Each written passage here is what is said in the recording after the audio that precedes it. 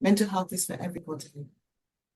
If you learn the skills to recognize the signs and symptoms in yourself and in others, and to know where you can get those resources, then everybody is individual. Learn about yourself. Improve your mental health by building your resilience. And that's what I want for everyone to be able, we're all unique.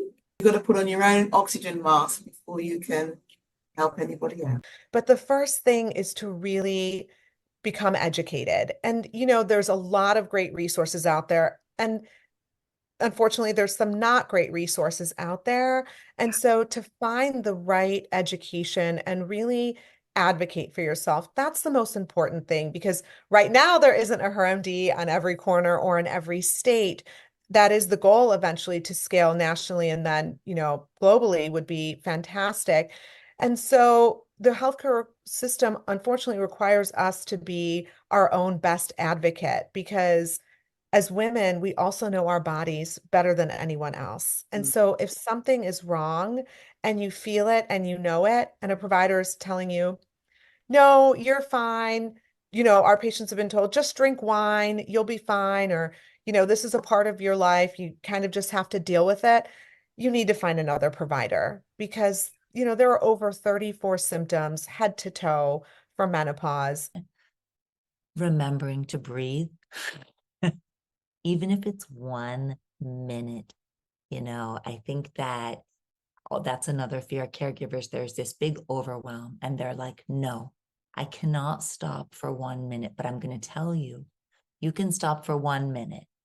Maybe you can't stop for a whole day. I'm not going to tell you go take a spa day, even though I'd like to. And if you can, that's awesome. But if you can just take a couple of moments, take deep breaths, do your meditation, reach out to the people you love. I think those are important. Remember to eat. Remember to eat. Caregivers forget these simple things. Those are the practical ones. But I think the biggest one is remembering you're not alone. And I think also remembering that when you go through the hard things, it doesn't last forever. Just like the good things don't last forever, the bad things don't last forever.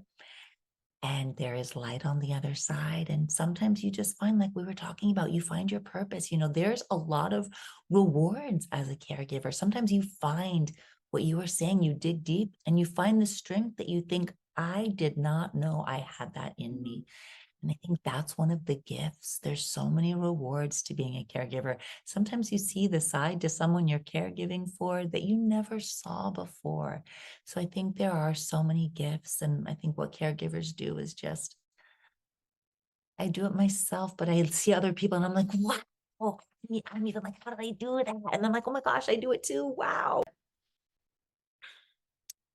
Sometimes we are told we are only valued, valuable, and lovable when we're multitasking and stressed out.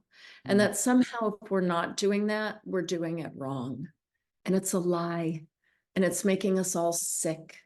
And that there's a way of introducing and role modeling for our children and other women that self-care is important, and it doesn't lead to egocentrism and narcissism or staring at our own belly buttons too long, but that it's essential, that these ideas of working and being mothers or taking care of a home are kind of relics left over from the Industrial Revolution and times of war, when women had to play multiple roles. I want to actually speak first to women who have never encountered a cancer diagnosis and say, for heaven's sakes, know you're normal, be body aware, do your self-exams and get screening if it's available to you, because the earlier a cancer is caught, the better your chances are of survival. And that's, around the world, we need to advocate for ourselves as women.